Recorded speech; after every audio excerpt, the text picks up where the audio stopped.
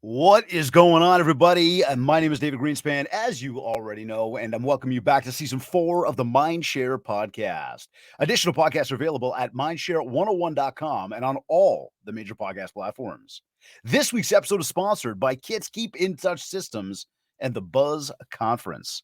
Now, don't miss the Buzz's upcoming event called Disruption, happening on March 30th, 2023. Make sure you follow them on Instagram for all of the details. And also, of course, don't forget to check out Kits, the Kits Marketing Suite, everything that it's got to offer. I continue to tell you this. We just won another international award for best one-to-one promotional marketing. So I promise you, I'm going to continue to promise you, if you have not checked out Kits yet, make sure you do so. This is one powerful marketing system. And if you're not using it yet, you're just not using the best. So hurry up, get over there. Be sure to check out everything that our sponsors have to offer. You can go over to mindshare101.com for the more details. Of course, we are almost at 100 reviews on iTunes. And so I first want to say thank you to everybody that continues to leave reviews. And those of you that have not yet, I want to remind you to go over to ratethispodcast.com/mindshare101. And as a little extra, we're entering you into a draw to win some free Mindshare swag. So, if it's not for the swag and it's just for the friendship, do me a favor, big 5 stars, let us know, and go hook us up over there. That'd be we'd be grateful. Now, just before we get into the show, I do want to shout out another one of our one-to-one coaching clients. This week, I want to shout out Kelsey Balluz from Remax Generations Realty in Thunder Bay, Ontario. She is absolutely killing it this year. She's already achieved Remax Chairman's Award, but she's not stopping there. Like, we are on our way to Titans. Now, for those of you Remaxers out there, you know what Titans means. That is the top of the top of the top. For those of you that don't, well, it's still the top of the top of the top. And the reality is we are setting the bar even higher for 2023. The beauty here is we put in the effort, we get the results. We plan way ahead of the rest of the pack. And this is so that we always stay ahead of the rest of the pack. And Mindshare Masters are not most people. And that's what happens when you coach with me at Mindshare 101. You experience a coaching program like nothing else out there. Like, this is you and me. This is a completely custom tailored experience to your needs. So whether you're new, whether you're a veteran, our one-to-one coaching is going to be your answer. Inquire with us today. Go over to mindshare101.com, click on coaching, and one of our Mindshare experience coordinators will be in touch within the hour. Today's episode is number 207. As a highly respected, heavily connected industry leader and influencer, he is one of the nation's top professionals relied on for market knowledge, expertise, and straightforward advice. Whether it's with valued clients, his growing team, a lifelong friend in the business, his authentic approach connects people across cultures, demographics, and regions. While attending Ryerson University's accounting and financial management program, his fascination with numbers and analytics led him to the commercial and investment real estate world.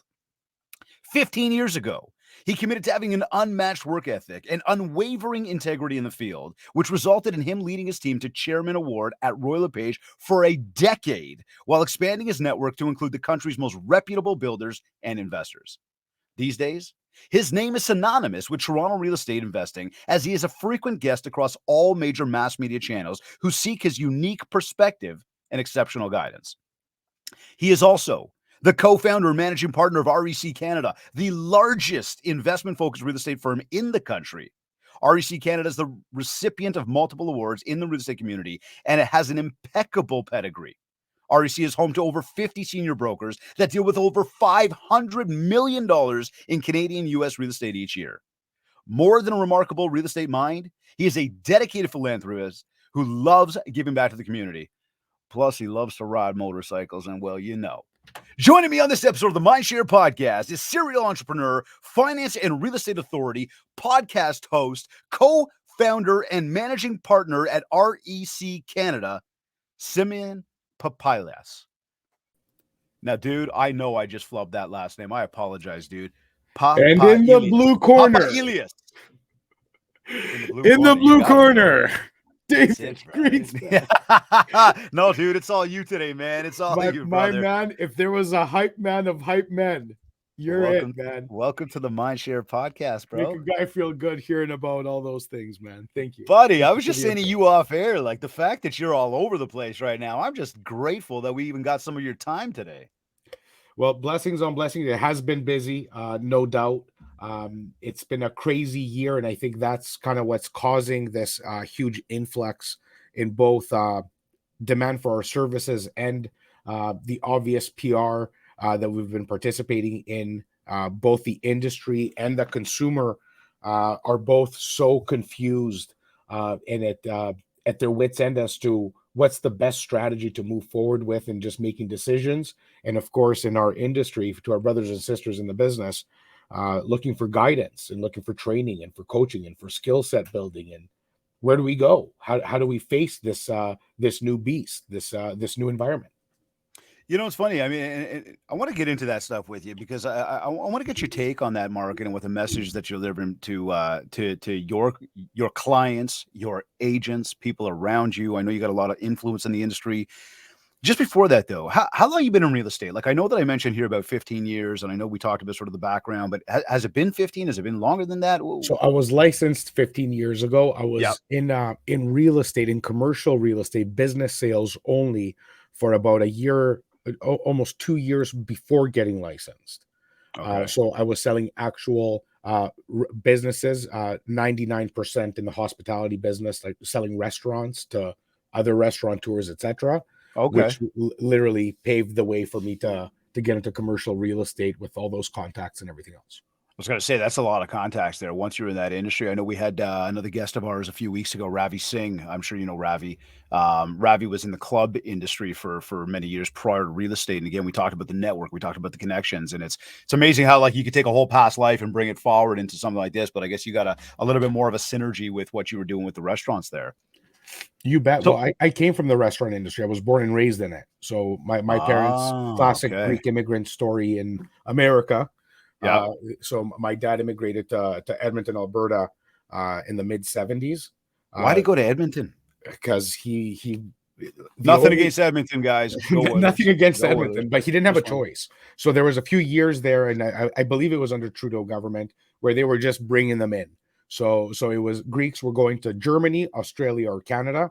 The U.S. was shut down for that year for that kind of those boats were not going to Boston Got or you. to New Okay. York. They were going to Montreal, Vancouver, Melbourne, Australia, and they were rebuilding Germany, obviously, after the World Wars. So lots of factory work. So that's where Greeks were going. My dad landed Interesting. in Canada and was shipped to along with his cousin to Edmonton, and they worked at Boston Pizza Number One. So on Okay. Jasper Avenue. Okay. So, Interesting. so from washing dishes all the way up the line and into their own businesses. I can tell you that big shout out to Boston Pizza, original founders, of course. Yeah. Yeah. They had it up to store 200, 250. Now they're in the 700s. But shout out to Real Immigrant Stories. They graduated literally tens of thousands of restaurants out of that organization. So It's guys would amazing. come, get their hands dirty, learn the trade. My dad was a photographer when he came Ah, here, and we became restaurateurs as a result of immigration and interesting, the man. needs. So And then your move to Toronto was when? just during university, I took the first 2 years of my program in college in Alberta, Okay, cool. and I finished it at Ryerson University. And then I stayed here throughout. I went to the financial sector and then into commercial real estate. Right. Okay, cool. And so started the real estate thing here. So when you started real estate, and I think this is something like as we take the progression today throughout this show, right? You know, when you first started, what was the first thing that you did? Like I'm talking like, dude, you got licensed, you've got your real estate license, like, hey man, you can now do this thing. What was the first thing that you did to grow your business? So I was and I still am pure through and through a relationships guy. Yeah, okay, cool. I love to network at parties. I'm a party guy, meaning that I've always thrown parties. I've always enjoyed people's company. I like to have fun, meaning that I don't stick around any negativity whatsoever. So I Yeah. consistently strive to create positive environments.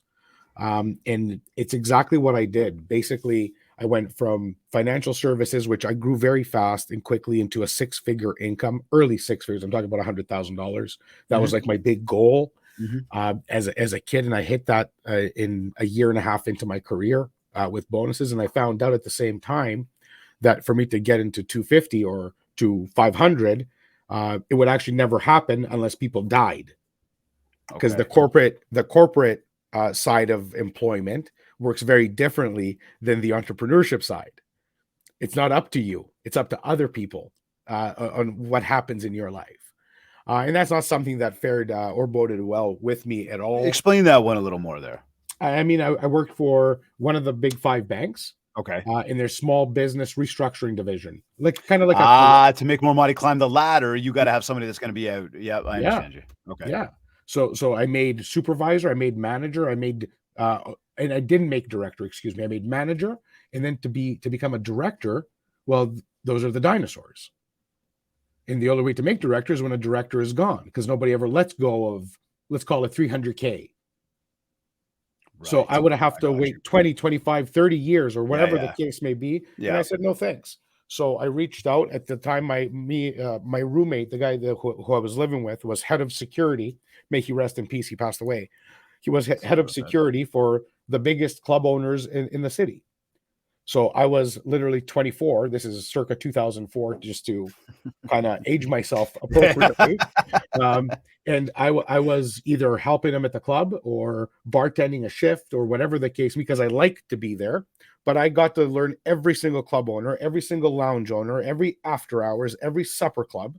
This was my network. Right. So because I had sold restaurants Got you. before, and this is the kind of the beginning of the big internet, like I was Yep. the only game in town that knew how to put up a listing on for sale by owner businesses, and I was flipping businesses left and right at 10 points commission. Okay, so hold on. You immediately tapped into your network. That was the first thing you started with. Yeah. You focused on relationships and you leveraged the little bit of technology that was available to you, but that was as not as a let me separate myself from people. That was about having a tool that's going to help you kind of A, get more exposure to the property itself, and B, obviously get more exposure to yourself. And We nobody call that had it. building mindshare. Nobody was using it. Right. This was literally the Intro. beginning of Okay. these boards where people would go searching, because in 2000, like this is like, was the first iPhone invented? I'm not even sure. Yeah, But right. like I don't even it know where that was came right through. that time that Facebook whole wasn't out there yet. there you go. So I don't Yep. even remember where that. Yeah, the '07 is when Facebook came out. Yep. That's right. 06, 07. Yep. Yep. So we're talking about HTML websites, and like maybe DSL had first come out. Okay. Like the internet still sucked. So Okay. I want to get more into marketing with you in a moment, right? yeah, So I'm going to come back to that internet thing and leveraging technology, because I love where you're going with this already in terms of it's a relationship business. I tapped into my network and I worked that group of people, right? So would it be safe to say that your first deal came from somebody that you know? 1,000,000%. Okay. And was that just again through them, like literally know, like you, trust you kind of idea? No, it's because I'm a very, when it comes to business, I'm extremely aggressive. Yeah. Meaning I get it. I ask, like I would ask you right now, like I can do Simeon Big Bad Broker, but like when I look at my client, they would have no idea. You know, because you're in the industry, I still beg them.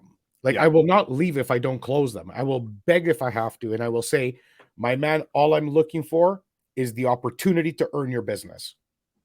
And that's So you exactly what hustle. I did You then. It's hustle. what I did the whole time and what I still do today. If it's between me and you getting that business, I will outwork, out ask, I will beg and I will plead, but I'm walking away with that business. So I knew these people, but I immediately knew better. And I took my friend hat on and I said, this is business. This is the rate, and this is what I'm going to do for you. And you're not paying me anything unless I succeed. So what do you have to lose? And I was able to get 50 listings in a matter of 2-3 weeks. 50 listings in the matter That's of two, right. 3 weeks. Because I would walk You into, just made a few people fall off their chair, right? but David, if I walked into your business Yeah. and you've been slanging cheeseburgers for 20 years and you're Yeah. exhausted, and I said, do you want to sell your restaurant? You're going to say, no, this is how I make my living. Right. What if I were to get you 400K? He goes, sure, I'll sell in 2 seconds because I can set up two Yeah. more. Okay, So you sign here. just go out and start hustling that now. Sign here. Sign here. Wow. And when you got So 50 listings, you're going to sell 10. You're going to sell 15. You're going to go back, spend a couple $100 at the other restaurants, keep them on ice until they sell. okay, so dude, you hustled hard back then. When we fast forward to today, 2022, rolling into 2023, would you say that game has changed at all? Would you say, like, I mean, what is the biggest change you've seen from the way you did things there? Do you still do things the same way today? What is that change there that again for you, maybe from marketing or mindsets of people in today's real estate game versus then? Because and let me preface that as well by saying I grew up in this game. My father was broker owner for 20 years of my life. First 20 years of my life. I remember black and white on sheets, typewriters in the offices. I remember the curly Q antennas on phones. I remember the pocket full of quarters. And I know my regular listeners have heard me say that millions of times. But I remember the old school, dude. I remember the guys that were hustling. I remember the guys that didn't have the internet and the social media and the cell phone immediately at their side to be able to make the calls. They had to hustle. And we look at today's world, and because of the influx of, all of this stuff with the phones and the tech and everything else we just mentioned, I feel like today's salesperson is lazy as shit. Like, I feel like they rely on the technology instead of going out and hustle. What's your thoughts on that in terms of the changes from then to now? Is it that different, bro? So what I will tell you, what has not changed is that every single successful, and when I say successful, I mean truly successful, not Instagram successful. Oh, wait, there's a difference? There's a massive difference. Really? Don't tell anybody. So true success in this business is to actually have a business. And that's something that even some of the highest producing brokers have not got through their thick little skull. And it's unfortunate. Yeah. It's literally my mission at this point in my career is to elevate our industry.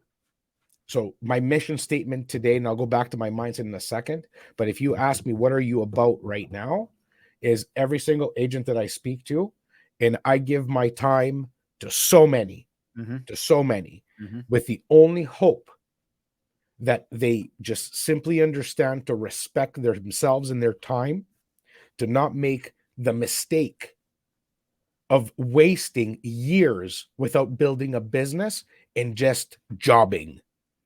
You should not be jobbing at any time. And that is something that I have been able to put together as an entire vertical, which I call building a business with intent. So for me, everything I do is full of intention at all times. I have an intent here today, and that is to spread exactly this message. That's my intent. Good. Thank you. And let it land in thousands, let it land in millions of ears. Whether you're a real estate broker, a mortgage broker, any salesperson, you can build a business by taking the exact same actions, just tweaking the intent and creating your brand, something that can be either acquired by someone at some point, something that can be systematized at some point, where you don't have to be the dishwasher, the cook, and the server at the same time. So there's many ways of doing it, but going back to just quickly the mindset, my mindset has the actual gear, the working gear has not changed at all.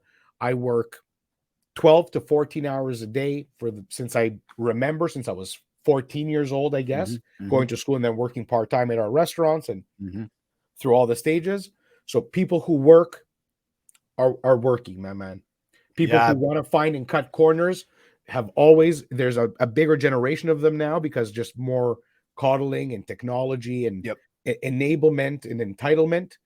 But the people who are succeeding are still working the old school way, meaning belly to belly, picking up the phone, getting the F out of their house by 7:30, 8 o'clock at the latest, and getting ahead of the day. I love that, and you and I mean, that we're on like a real similar mission here about empowering this industry and empowering the people around us, and really helping people have the strength of the mindset to say, look, you can leverage the tech, you can leverage that, but you got to remember something. At the end of the day, it is about what you do and the effort that you put into your business and your work ethic, your mindset on a literally a 24/7 basis. And a lot of people talk about what they want. A lot. Everybody talks about what they want. Everybody wants. There's only Yeah. so few people that actually go out and work hard to do. And so I'm with you, man. Like I do believe that the old school work ethic that the people back in the day, the old schoolers had or have that are still, many of them still around kicking, doing amazing things. That's still where the gold comes from today. Right now, if you can mix in some of the new school technologies and things of that nature, hey, you can just empower yourself to get to that next level because you're taking control of that. But I also believe that for the people that want, that do not achieve, it takes a toll on the mindset. And in a market like right now, and we know, and I mean, we just actually, it's funny, my team, we just put this out the other day about, how easy it is to get into this business in the world of real estate specifically, right? Yes. We're also watching how many people are getting out of the business right now because, hey, the past 24 months or 36 months was popping. And all of a sudden now it's like, dude, to what you just said, they didn't run a business. They were still jobbing. And now they got to figure out what the hell to do. What do you think about the mindsets right now? Like, what do you suggest people do right now to stay strong no matter how things are going? So I have very little respect for punks. I have very little respect for the cocky. I have very little respect for the entitled. I just don't have any respect for them. Do you guys see If why I you like feel this guy? Does everybody see why I like this guy? It's not just the motorcycles. It's like there's a really similar mindset here. Sorry, dude. Keep going. well, anybody who just feels like they're going to succeed because they decided they will succeed, those are the people being served the whoopings right now. So Yeah. if you came in as an opportunist in a market that people were throwing themselves at you and you had no value proposition other than, you know, your warm breath and some shitty advice, I mean, you're not going far. I've spent my entire existence thinking of how to provide more value. My existence, bro. Yeah. I know hundreds of my peers who are people I admire to the core that spend every living moment thinking that if I were to tweak this method, that word, this pro forma, this analysis, if I were to spend a little bit more in my open house to make it feel a little more open and cozy, they're going to look at me in a way that I'm going to be able to look at them that way. We're going to work out and we're going to get together and do that thing. That's who I respect. Yeah. The order takers and the takers is who I can't stand. Oh, I love that, man. You listen, we got this whole thing about being a hunter versus an order taker. I will be the hunter every single day. And if you are an order taker, watch out, right? Like that's what it comes down to. And what does the hunter have to do to get his prey? So the hunter, day one, is going to go out with his sword or with his spear, his bow and arrow, doesn't matter. But day two, the bear figured that shit out. So now you got to maybe put a little piss on. So you got to smell like a bear. Maybe they figured that out too. Now you got to put a little peanut butter on your head. Get him out of the bush, get him out of the cave. Next, you got to progress your value proposition. Yeah. You got to evolve, adjust, and continue to finesse your game if you want to keep coming home with a bear on the back of your truck. It's just that simple. So, when we're talking about 2023, where every single piece of data can be found in 2 seconds or less, everybody's got access to the same shit. How do you package up the value proposition? How do you execute on it? That's where the mastery comes in. Mm-hmm, mm-hmm. I don't do anything different than you do, that Bobby does, than Crystal, than Lindsay. We all got access to the same tools. How do we combine the tools to create a package that works for your audience, for your client to win? When they win, you win. I listen. And for everybody tuned in, you really got to pick up on that point right now. I love that point that was just made. Is that we are all the same. We're all doing the same thing. We all got it. Like here, look. There's a lot of people we talk to. Why'd you get into the business? What's the number one thing people tell you when you say, why'd you get into the business? Not you, but generally speaking, why did most realtors get in? To be able to control their schedule and make unlimited money if possible. Okay. So I would look and say that a lot of people get in for the freedom and the flexibility, just what you said. Absolutely. Most people say they got in because they just like real estate, right? They don't tell you it's for freedom and flexibility, but they're thinking freedom and flexibility. The answer comes out as I like real estate. Okay, cool.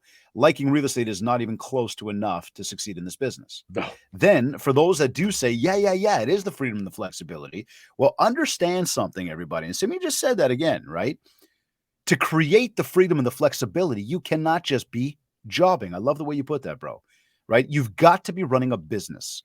And to understand that we've got 76,000 in Ontario.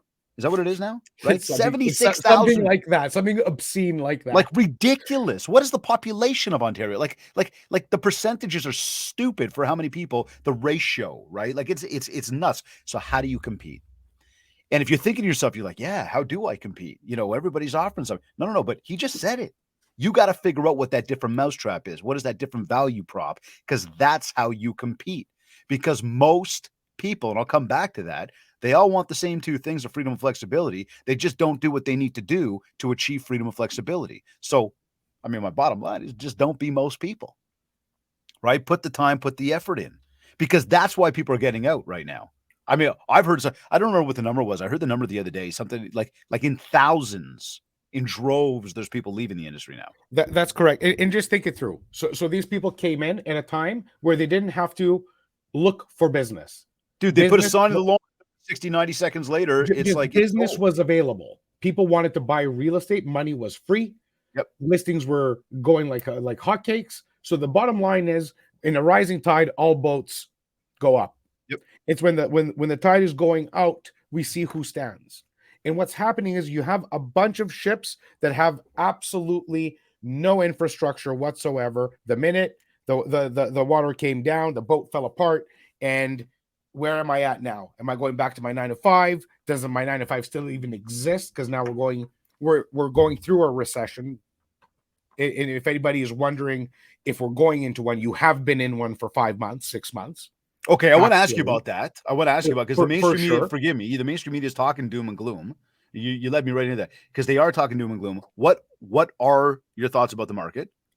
And more to that, Simeon, because there's a lot of value in the things that you share, and people do look to you for advice on that front. What kind of message should we, as an industry and as individuals in this business, be delivering to our clients right now? So I will definitely get into that. And the short answer for right this second is the truth. But we have to understand the truth. So going back to the people living and leaving the industry in droves. Yep. You never prepared to come into the industry. You came in a fortunate time where the winds were in your sails, and the minute those winds turned off or turned the other way, you were lost and drowned at sea. It's just that simple. My advice to every single brother and sister in this business today is it couldn't be more opportune. It is November 16th. We are live November 16th, 2022. You have 45 days before Jan 1 to make a kick-ass plan. A kick-ass plan on what you're going to do, how you're going to do it, and who is going to help you to get there. Who's going to keep you accountable. I'm not a real estate coach, but David is. I'm a real estate trainer. I have a truckload of assets that I can give to the industry at all times. Feel free to reach out. But you will need a coach. You will need somebody to hold you accountable. Whether that's Greenspan, whether that is any of the amazing coaching outfits out there. I am really not pro this, that, and the other. Get the help you need. There's thousands of you who are in desperate need of help. And the way that works is you take your training, you put the fundamentals in place, and then you check in once a week, once every 2 weeks, once a month with somebody who is not in the forest and in the trees, but is looking at your big picture and keeping you on track. going back to the message, this market is going to get worse before it gets better. For all the delusional agents in June saying by fall market will be fine, that's why you've left the business now. You don't solve an economic crisis in 3 months. It's not a trend. We printed billions of dollars. People weren't working by choice because they were making more off COVID relief money than they would on welfare or working their part-time jobs. The economy has to the piper now. A recession is, and the inflation that has caused can only be fought by one thing: choking people out so they can't spend money. That's what it is. People don't even know. People, like, I have agents asking me, why would they increase interest rates and make it harder for everyone if food costs and gas fuel is up? Right. If you don't know how to answer that question, do not call yourself a real estate professional. Call yourself a student. Call yourself, I'm on my way. But respect your position and do not give people housing advice if you cannot answer why the interest rates are going up. So let me stop this charge on you, and let me explain to you how you break this question down. Walk away today with the tool to say that you are a real estate professional. And the reason interest rates have gone up this much, and they will go up a little bit more, is because the economy, so the Bank of Canada's goal right now is only one: stop spending in order for prices to come down. If your mortgage payment goes up so much, you are now not able to go to the movies. You're not buying a Gucci shirt. You're not buying the extra pair of winter boots that are in brown because you wanted them in a different color. You're going to reduce your spending to meet your needs. When you reduce your spending, and when millions of people at the same time reduce their spending, that has an immediate impact in the retail industry, where they have to fight over your business to get you back out. When they put their prices down because money is not being spent, inflation is adjusted back down. It is truly that simple. People in high earning positions do not ever feel the impact and still continue to live their life. Oh, I don't see that many. Yeah, it's a little bit more. But if you don't got the money, though, I can tell you that right now people are suffering. Right. People on fixed income are living a nightmare. Oh, it's difficult out there for sure. Imagine you're a senior and you're getting old age pension of $1,100 a month. What are we talking about here? You're now immobile. Mm-hmm. You're not using the car. Mm-hmm. You're not bringing the grandkids over for Christmas dinner when it used to cost $250 to throw Christmas dinner. Now it costs $500 because it really truly has changed that much. Yeah, it's not 8%. Yeah, it's more like 40% in reality. Go to Loblaws right now and see what it is. I'm telling you. Jen came home the other day, told me what she spent on groceries. She's like, and I didn't even buy this, and this. It's unfathomable. It's crazy. Like, to buy 2 New York steaks, it's $60. Yeah. It's weird. It's not normal. You know, apples have gone up. Right? So with that being said, that is the brief and true explanation of inflationary periods.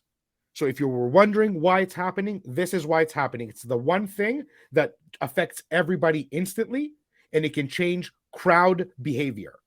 Okay, so we're not seeing, in your mind there, we're not seeing this going away in the next few months.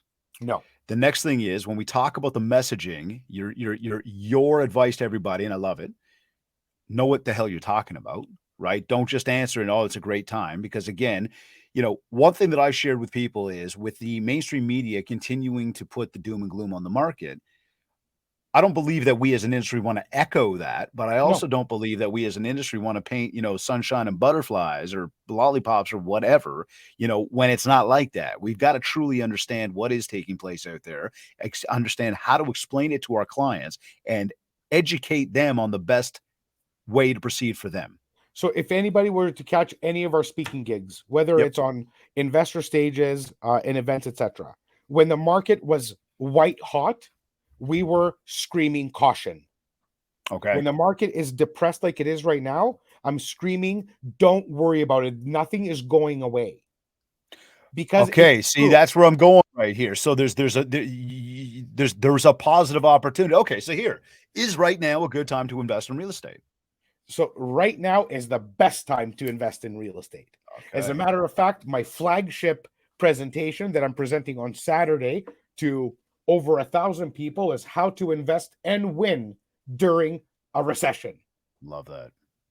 It is Love on that. my desktop right now, So being so fine so tuned. so to anybody wondering, then, man, you know, I guess the natural thought is, well, what do you mean it's a good time? What if the market just continues to drop?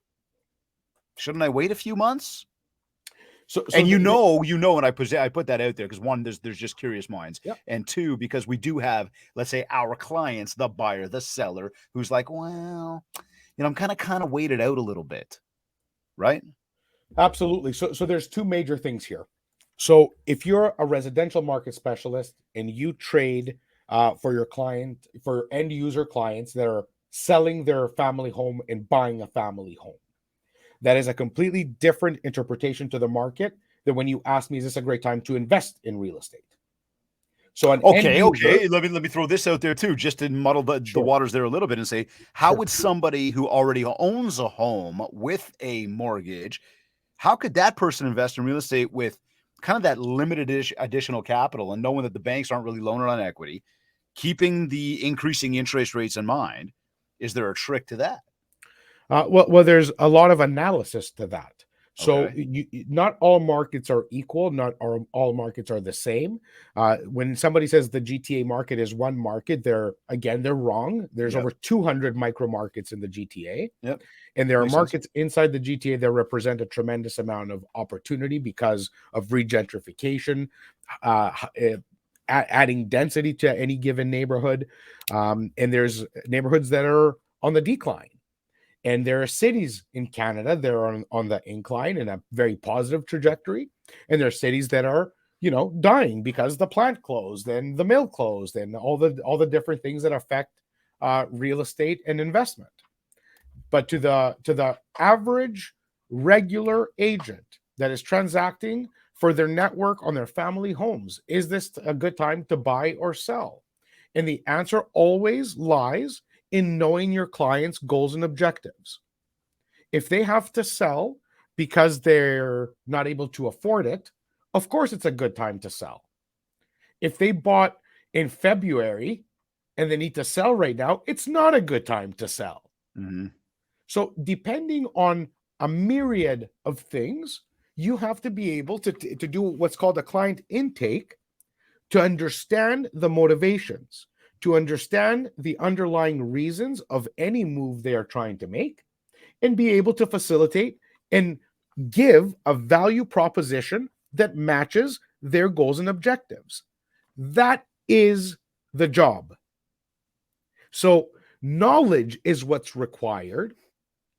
Spending time understanding your market is what's required. If I was 26 years old, I would be interviewing every single 45-year-old in my office because I know all of those people are Hmm. more than likely carrying a mortgage and have a couple of kids and are probably a lot more worried about what's happening around them than I am. So I would take their insight. What are they telling their clients? What are they doing right now? If you ask me what I'm doing right now, I'm buying real estate. I'm looking for deals. Okay, but I'm going to come back to this one. I'm with you on all that. I would look and say homeowners right now who might be looking at opportunities, who have that go-getter mentality, who do want to invest in real estate, but already own a home and have a lot of their capital tied up. Can that person go ahead and still do a real estate investment? 100%. How do they leverage that? I mean, I guess that's probably a lot of what you're talking about on Saturday when you start getting into that presentation. Yeah. So right now, this market has created a business environment of competition for builders and developers. Okay. So I run an investment focused real estate practice. Mhm. That's what I do for a living. So I invest, like, my main practice has nothing to do with residential real estate. Okay. And when I do sell residential real estate, its purpose is commercial and money making. So I'm gonna sell you a home with a separate entrance, but we're gonna turn into a duplex, triplex, whatever, and it's an income property. So I don't spend any time, me personally, my team does. I Yeah, give yeah. my team all the Yeah. residential real Yep. estate.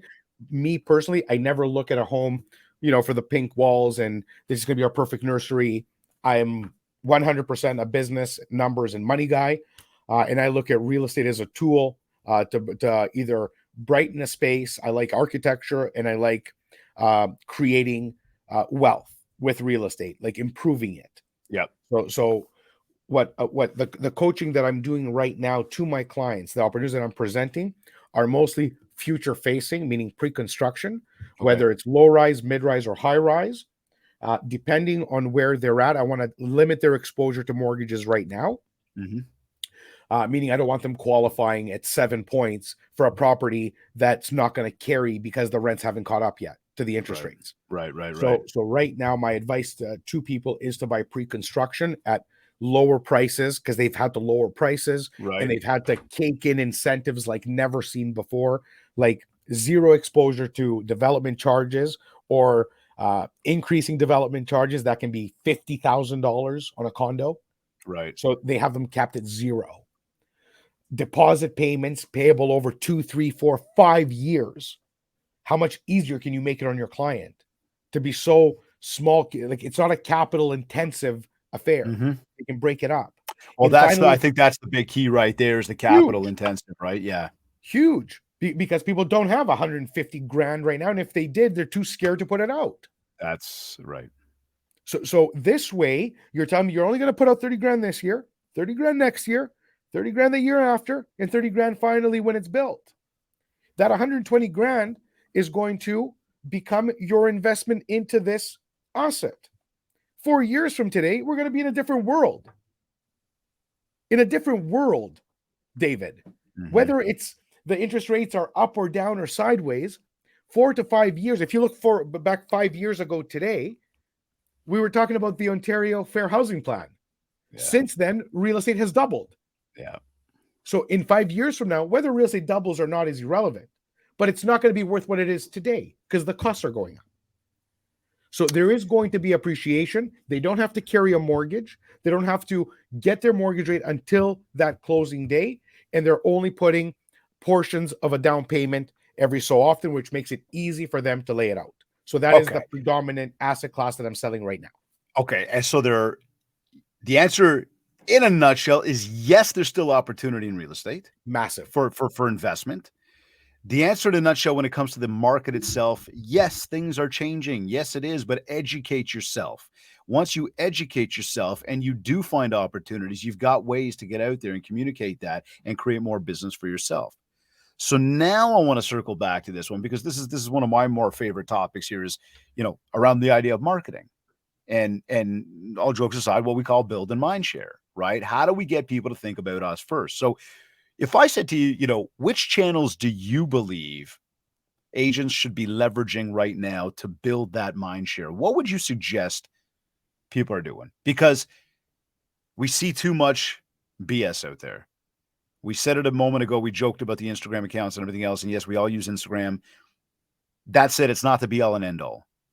And I think that there's been a lot of misleading, and I've said this many times before, from guys like us who get to go on a stage that spew a bunch of stuff just to sell something. And Yeah. because they paid enough to be on that stage, paid enough to be on the stage, people believe that that person has value to be there. And therefore they listen to that person and they follow that person, but they may end up going down the wrong road. Yeah, so I mean, we call those fake ass connect men, and there's many of Okay. them out there. There's no shortage of charlatans in the industry and otherwise, and that's again the another huge mission of mine is to shut that shit down. And Well, that's where unless I'm at, dude. I will call bullshit all day, every all day. day, It's got to be done, right? Because I think there's just too much of it. Like we're watching conferences right now where people are labeled as like the big, person that's coming to the conference to speak, and we know that out the back door they've paid a shit ton of money to be there, and people don't realize that, so they follow like freaking sheep. And I cannot it, stand the sheeple mentality. but the problem is again, it's mindset. So if you are capable of just believing something without doing your own research and due diligence, again, you're a dangerous person to be in a position to give advice. So I'm a person like analysis and due diligence is literally the center of my focus every day, all day. That's how, for 15 years, I have never been sued. I have never had somebody to say that man sold me something that was a lie. I've told more people to not buy something than I have to buy something. And Yeah. we transact 6, 7, 800 deals a year. Not a joke. No, So, dude, you so guys been kicking ass for a long time. I know that. it's been a blessing. But in order to have that blessing, there's again a tremendous amount of work that goes into it. Now, you were giving advice, somebody goes on a stage. I'm on a stage. If you don't know who I am, if you were to just Google my name in 5 minutes, you would know who I am. Yep. But they don't. And they just shell their money out or take advice from complete nonsense people who have never done it before. Instagram, like, and I will say this again because it is Instagram's fault. And when I say Instagram, I mean all of social media. I don't mean Yep. Instagram. Yep. A curated timeline is easy to put together. You know why? Because my Instagram is curated. I do not post on my Instagram. My team does. There's not a single lie on there, Right. but it's specifically meant to make people feel a certain way when they go there. If you go to my Instagram account, more than likely that within the first 12, so four down, because people will not scroll past that, within 4 rows or 12 tiles, somebody is supposed to know who and what you're about. If you go to mine, the intention, my brand strategist and myself sat down, what is your intention?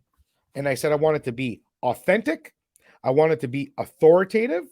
I want it to represent my 17 years of kicking ass. So people need to know and feel what that looks like. And that the interpretation, if you were to go to my Instagram right now, would potentially make you feel that way. And if it did, I succeeded.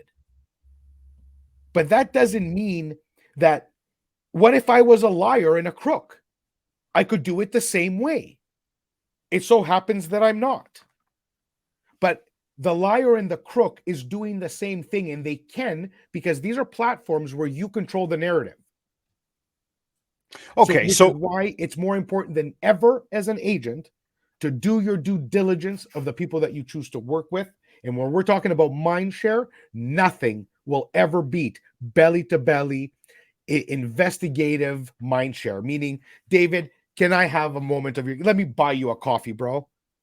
That one-to-one coffee is going to give you miles of value more than any stage ever will. You know, ladies and gentlemen, everybody tuned in. You guys, today's topic is all about, an authority in real estate. And I was very specific to Simeon because, again, you can see where he's coming from right now. He keeps driving. And, dude, the underlying message that I've taken away from this so far, and I'm hoping everybody's really catching the same one, but it's do your due diligence. Like, educate yourself, right? Have that knowledge in your head. And then, as you just said it, and you've said it a bunch of times in different ways so far today, the belly to belly, right? Work the network, talk to your people, get involved in the people. Instagram is one channel. And if you curate it properly, you can deliver that message and give people that so they go, I do want to talk to him a little bit more. I do want to learn from him a little bit more. Or I've gotten to know everything I need. I just want to hire the guy or the team, right? But you've got to do your due diligence. You've got to understand what's going on in the background. So listen, we've talked about the social media platform a little bit here, okay? Belly to belly is still the be all and end all. Be And I, all and I all. would say that that's the shaking hands, kissing babies. I would say that that's the calling the people on your contact list, doing that stuff. Would you agree with that? Like that's where the business comes from. So I will say you can build a digital business. Okay. You can build that, but Yep. it will never be something that you will be able to control or retire from effectively because it's always evolving. Relationships and human touch has never evolved. It has always been the same. Respect, integrity, and truth will lead to successful relationships. And Mhm. that's something that nobody can strip away from you by an algorithm. So what about the cost involved? Because again, when we go back to the people coming into the business, not everybody's got this exponential amount of money to just go out and spend on everything, whatever it be it online or offline. People don't have that exponential amount of money all the time. Well, those people need to understand that Rome was not built in one night, and you got to have Perfect. the Love that. patience and the non-entitlement that you think you're going to do a quarter mil in your first year because you won't. You Love that. won't. Love that. You won't. You You a goal won't. setter? I am a massive goal setter. And yes, you can do 250 in your first year. However, it takes a tremendous amount of energy to do so. Fair Most enough. people Fair won't do enough. it. No, but I I want get to the take message of you won't. I get that. It's like exactly. you've got to have the play. That's why I went with the goal setter, right? My Because you man, got to my set the director of goals. operations this morning, we're sitting outside. We just had Yeah. on Instagram, somebody hit me up and said, I've been watching you for some time and I like what you do. I want to join your team. They came Yeah. in, they're joining the team. When they were leaving, there's a huge cost to join my team. Huge cost for a new agent. Okay. Why? Because if I know they can't invest in themselves off the bat, they're not going to invest in themselves during the year. And I don't want that team member, basically. So it's kind of like a qualifier. How many team members right now on the team? 55. 55. So the whole point of the exercise Yep. is for anybody entering the business and you don't have the money, you got to have some money. And if you have no money, then you're going to have a very tough and lean year of hard work and patience. There's always a trade-off. You don't always have, like, I have the ability to walk into a bar, splash the bar with $1,000 and make 40 friends in 10 minutes. Mm-hmm. You'll get there. Yeah. But how about you just go hang out and engage the people at the bar? Right. Because you don't have the money to splash the bar. You can still be effective. You can get the exact same job done. Mine is just easier because I'm 17 years in, bro. Right. Right. But it's no different. 17 years ago, I was the guy not splashing the bar, but hanging out. I'd be like, hey, David, I'm Simeon. But see, it's still networking. Whether you splash the bar or you don't, you still got to get out there and you still got to network with people. It's just a matter of patience. Right. So you cannot spend $1,000 at lunch on your first year in the business, but you can have a quality conversation, provide value via educating them in something that they didn't know. There's always something you can give. Give. Understand that giving only delivers back tenfold. But you Intentional cannot giving. give expecting to get back. You just Never. got to give. And what do you say to the people that give, and they're like, but I never see it come back?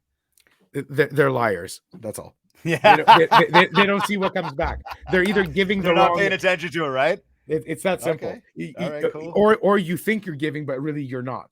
Right. So if you think if nothing's coming back to you and you're giving, maybe what you're giving is not the right advice or the right thing. But there it is. And look, giving, so everybody understands, giving could be, buying somebody a coffee. Giving could be splashing the bar with money, as somebody just said. Giving could be adding a ton of value out there and just providing great information to people. Giving could be helping somebody cross the street that needs help crossing the street, right? Give. Doesn't matter, give. Because when you give properly, somehow the big wide universe somehow looks at you and says, hey, I just got that. Funny enough, I just got that too on my phone. Well, it is a live show. Yeah. Well, listen, I had mine on mute, but like literally, I saw it go off, and then I heard yours. I'm like, wait a second, I thought bless the I little put mine on child mute. that's missing. I'll shut aside. But giving, everybody, listen. Again, it's something I continue to stress. Give to give.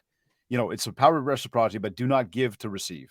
Correct. Okay, do not give to receive. Just give. Because then you're not giving; you're inducing. Well, this is the idea, right? And at some point in life, again, things come back. Now, as we mentioned, about 55 people on a team, that takes time. We've talked a lot about patience today. That's been an underlying theme as well as patience. It's important that people understand that it's not going to happen overnight. What is the biggest thing that people need to understand about, starting a team, running a team on a daily basis? Like just that nugget, because we've got a lot of people that, dude, we got a lot of people that look at like a guy like you and go, I want to do that. I'm going to start a team like that. I don't think a lot of people get it. I'm not saying not everybody. I mean, there's been some people that have some phenomenal teams, right? I'm just saying that there's a lot of people that want to start one, have zero clue what's up. What would you say to that, just as that nugget to people? The biggest thing, for lack of a better word, is that people don't know why they want to have a team. So when you say, I want to start a team, you need to understand your motivation. Everything, and going back to intent, motivation and intent are the two things that, unless you have absolute clarity on, you will always be either spinning your wheels and farting in the wind. Motivation and intention. So if your motivation is to start a team in order to scale your business, that's a team model in itself. If you're looking to start a team because you love empowering and helping others succeed, that's a different type of team. Mhm. If you're looking for a team that does X, Y, or Z, there can be a million different types of teams with different business models. I want to see most people figure out their own business model first and have a finely tuned machine for themselves first before they implicate others and bring them down with them. Because the biggest, the most failure. I love it, bro. Hey, are you we could joke, we could run down that one a lot. Actually, but I got the answer to that. I did, and I think that it's important that everybody pick that. You got to understand your motivation behind it, right? And we're So not going, yeah, motivation and intent. If your motivation, like right. if you want to start a team, you're more than welcome to literally go to my socials, find my booking, and I'll have a half hour talk with you. There you go. Love it. More than See, open book. likely, most people don't actually want a team. They think they That's the do. other thing too. They don't realize that's the thing. You're getting up to feed a gorilla every morning. People got to understand Most that. people actually need an effing assistant. Yeah. Well, here, talking to assistant, are you a time blocker? I am a Because you huge got a time. lot of shit going on in a day. If I could share my screen and you saw my calendar, you might have an anxiety attack. Okay, cool. But yeah, I am a time blocker, no doubt.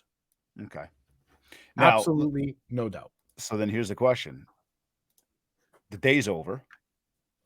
You're done. You've gone through it all.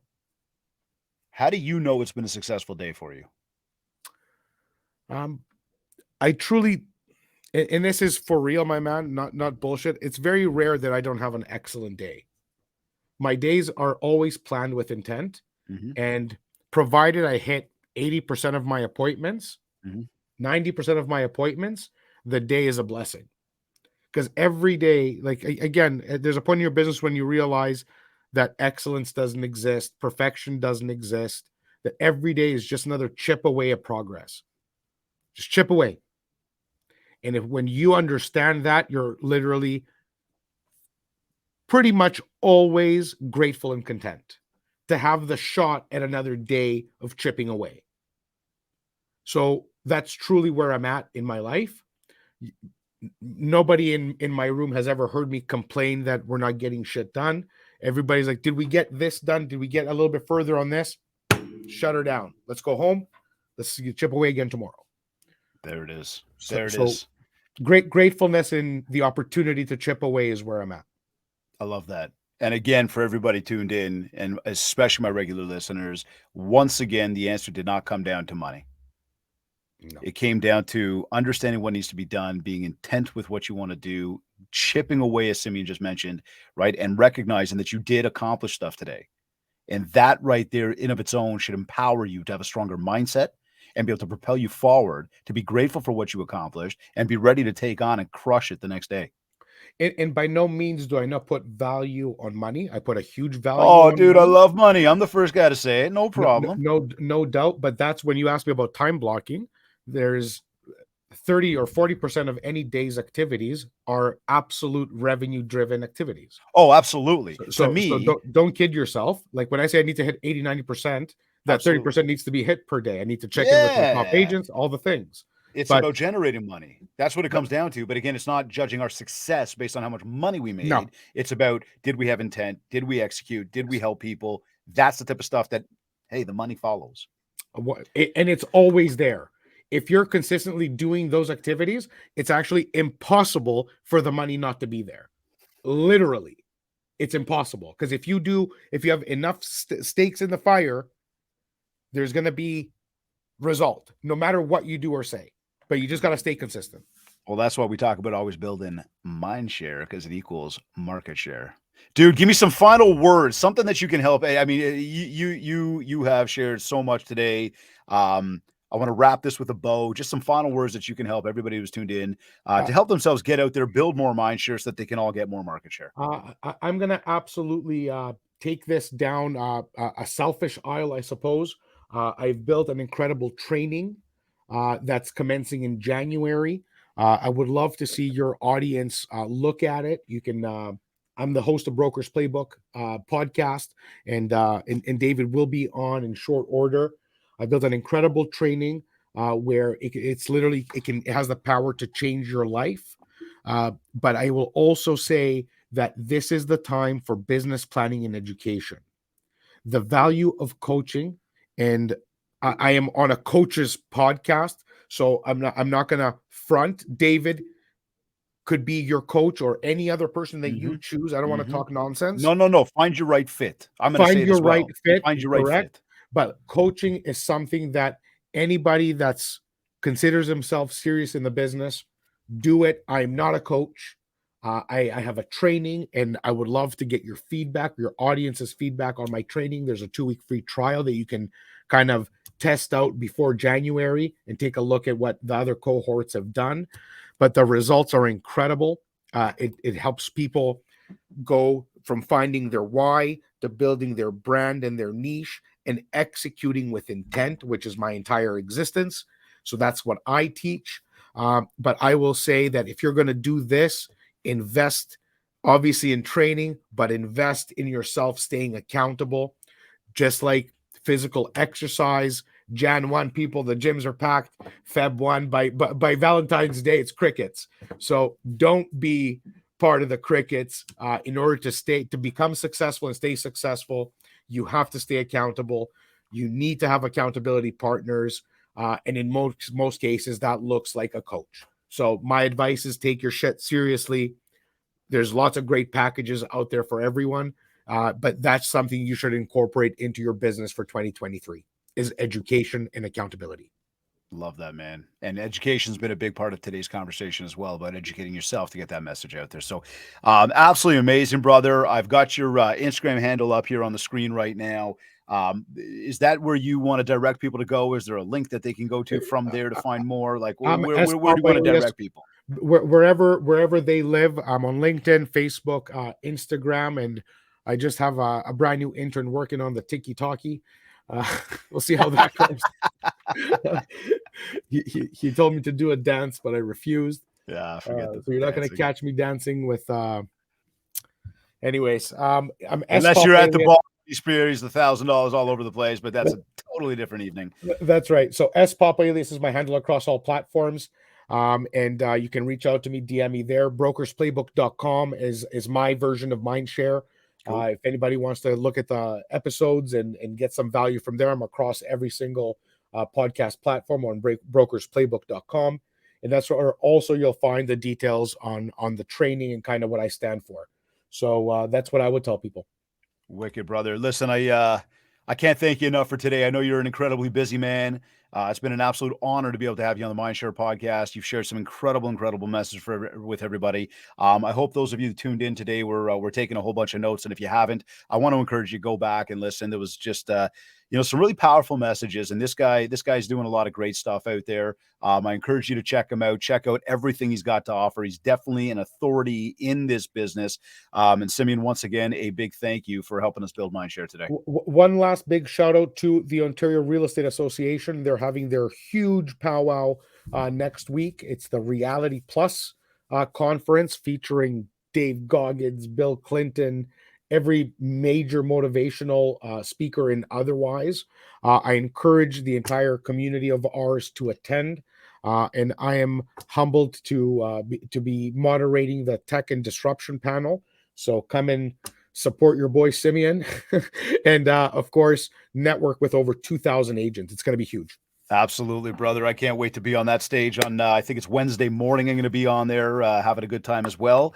So dude, we're going to be building a lot of Mindshare out there for everybody that is wondering. Definitely check it out. Go over to oria.com, find out about the conference itself. There are some amazing speakers that are going to be there, including, the two of us, yours truly on the screen right now. So, again, wicked shout out, buddy. And, again, a big thank you to you. Cheers, my man. I appreciate you. Thanks, brother. We'll see you shortly. You're either listening to this or watching this. Maybe you're watching it live. Maybe you listen to this on iTunes, iHeartRadio, Google Podcast, Stitcher, Spotify. Maybe you went to my website, mindshare101.com. While you're there, I want to remind you to get your free copy of the Ultimate Marketing Bundle. It's a 31-page ebook. It's packed with marketing and sales tips. There's a 90-day social media content calendar, all of it in place to help you build more Mindshare so that you get more market share. I also want to encourage you to grab a copy of the Perfect Daily Planner, as Simeon just mentioned, about time blocking and how he gets it all done. For me, that is a major foundational piece of where success comes from. So we do have the Perfect Daily Planner available to you to help keep you organized day in and day out. And also to echo what he was just saying, if you want to talk about personalized one-to-one coaching and in-person keynote talk for your upcoming event and or ongoing virtual training, get in touch with us. We'll set up a free consultation call, learn more about what you're looking to achieve and how we will help you do just that. Also, don't forget to enter your name in the draw to win some free swag. So do this simply leaving us a review. You're going over to ratethispodcast.com/mindshare 101. Big 5 stars, nice little review. Again, once I would just say that I'd be incredibly grateful if you did that. Connect with me on Facebook at Mindshare 101 and on Instagram at David Greenspan 101. I want to take a quick moment to once again thank Virginia Munden and the Buzz Conference for sponsoring today's episode. Be sure to check out all of the awesome events they're always hosting, including getting the latest copy of the Buzz Digital Magazine. We are proud to have the Buzz Conference as an ongoing sponsor of the Mindshare podcast. Of course, I want to thank Kids Keep in Touch Systems for sponsoring today's episode. Remember, you are not marketing properly if you are not using the KITS one-to-one marketing suite. Check it out, mindshow101.com, and click on marketing. This has been another episode of the Mindshare podcast. Thank you for tuning in.